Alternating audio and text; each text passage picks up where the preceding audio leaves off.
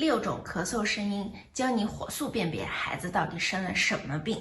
大家好，我是 CC。当妈以后，你们最怕听到孩子什么声音？是不停地喊妈妈吗？至少对于我来说，我最怕听到孩子的就是咳嗽声，因为咳嗽这个东西啊，它有可能提示各种各样的病。那有的呢没关系，有的呢很严重。另外呢，咳嗽这个东西本来就非常难好，它呢对孩子日常的这个作息呀、睡觉呀、吃饭呀影响又特别大。所以呀，一旦听到咳嗽，我真的是心里就莫名的揪起来，就很紧张。今天呢，我给大家盘点6种经常能够听到孩子的咳嗽声，根据咳嗽的声音，我们就能轻松辨别这个孩子属于得了哪一种病，应该怎么样对症治疗，希望对你有帮助。第一种呢是带痰的咳嗽声。这种咳嗽呀最常见，基本上呢还会伴随流鼻涕呀、没精打采呀、跟你抱怨身上疼、头疼呀，包括有一点点嗜睡啊，甚至有的孩子还会低烧，就是不超过38.5度的发烧。遇到这样的咳嗽呢，我们大概率就可以判断他说是病毒性的感冒。这种情况呢其实是不需要太担心的，对症治疗就好。咳嗽就治咳嗽，关于如何治咳嗽，我之前呢给大家分享过小妙招，没有看过的妈妈们可以去我主页翻之前的视频。如果说孩子呼吸困难呀，我们就可以用生理盐水帮孩子洗鼻子。但是要注意的一点是，如果孩子这样的症状超过了10天，并且他的发烧超过了3天，那我们还是要去看医生的。第二种咳嗽声呀，是特别清晰响亮的咳嗽，就是你能听出来他的这个咳啊里头没有任何的痰，很干很干，但是呢很响亮。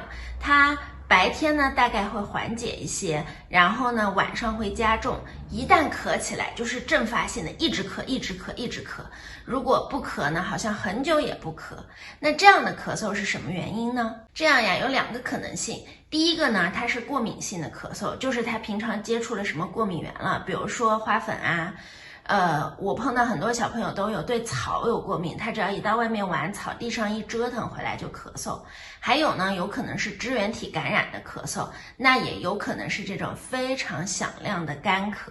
如果是过敏性的咳嗽呢，我们就要注意帮孩子排查一下周围的过敏源，看一下孩子到底有没有一个必定的因果关系。比如说他一去草地上玩，他回来就咳嗽，那么就很有可能是过敏性的咳嗽了。我们一旦确定它是过敏性的咳嗽呢，除了要帮他远离过敏源以外，我们还可以在室内注意一下室内的通风，注意一下室内的湿度。当室内的空气太过于干燥，粉尘起来的话，也有可能引发孩子的这种过敏性咳嗽。如果是支原体的咳嗽呢，我们就要在孩子的房间适度的增加空气湿度，帮助他把他这个呼吸道的这些粘液排出来，那么他的这个咳嗽呢也会得到缓解，并且呢，特别是在秋冬季节啊，一定要注意房间的通风，让这个室内的空气流通起来，这样子呢才能够帮助孩子缓解他的咳嗽。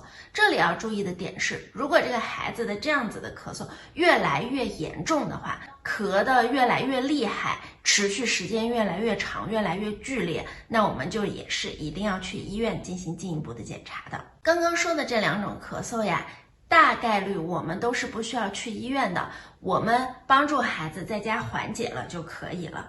但是呢，我下面要讲的这4种咳嗽是一定要赶快去医院检查的。到底是哪4种？明天记得来找我看。